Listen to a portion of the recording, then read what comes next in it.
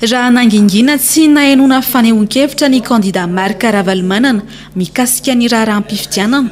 dia nanambarany tenany fa efa vonona izy amin'ny fifidianana fihodonana faharoa izay antrehitsika ny 7 ny volana Desambra izao.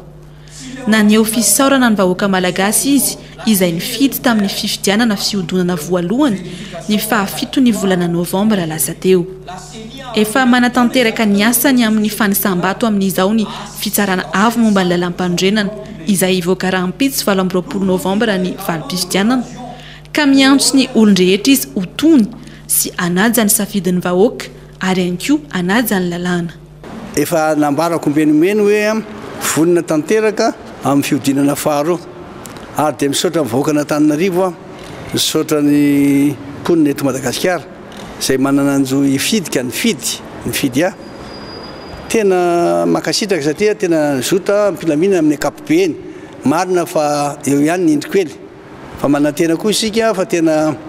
anao ny asany ara-dalàna ny ACC amoaka ny voka-pifidianana tena ofisialy izy amin'ny alarobia avy izao ka dia maniry tsika raha maniry mba hisian'ny fandriam-pahalemana sy ny fizotra ny fifidianana amin'ny ara-dalàna izany ny tondratsika amin'ny fametrahana fahefan'ny vahoaka satria loha ny safidin'ny vahoaka ny tena andeha tsara tena mazava zany zao satria olona roa ny ifaninana dia haitsika tsara hainy tsara ny vahoaka tsara ny safidy zay tiany hitondra azy zay mpitondra tiany hitondra azy ka dia manantena fa dia samby anaja tsara zay fepetra sy lalàna velona misy tantany sy mifanjakana sika. Nitondra fanazavana mikasika ny sao mandeha ihany koa ny tenany fa manavakavaka izy tsotra ny navaliny. Raha ohatra manavakavaka azy dia tsy manamboatra ny lalana makany aminy tsy mampianatra ny zanany tsy mamiasa azy. Inona moa ny fitiavana mihoatra n'izany hoe manamboatra ny lalana makany aminy mamiasa azy ary mampianatra ny zanany fa misy amin'ireo le avy any ambany tanàna araka ny lazanareo tao na avy any amin'ny faritra dia izy foana ny eo akaiky mandrakarivo dia izy nisy olo tena amin'ny faritra nandray an'ireo le fikambanana silamo ireo izay avy any amin'ny faritra dao ny ankamaroany satria avy any amin'iny faritra tsy mandrefana iny izy dia avy any amin'ny Mahajanga avy any Besalampy tsy fantatro hoe na izy na izy dia tia aziko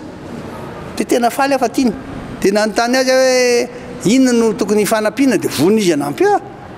fa le olona miteny an'izany izy ny teo akaiky dia naparita izy dia nandaitra dia milaza an'izany koa ny atao hoe ambany tanàna za zao hanampy anareo dia tianareo amin'izay zany zao rehefa avy eo satria hanampy anareo sy hiaro anareo ko zay ny zavatra lehibe ny amin'ny fitiavany mba misy tena misy action atao aminy fa tsy vava fotsiny naparitaka na fanaratsiana ny hafa fa tia anareo matoa milaza hoe hirotsaka ho filohan'ny repiblika ary kandida efa mandeha amin'ny fihodinana faharoa tena anampy tena amonjy ary tena ampivoatra ny fiainany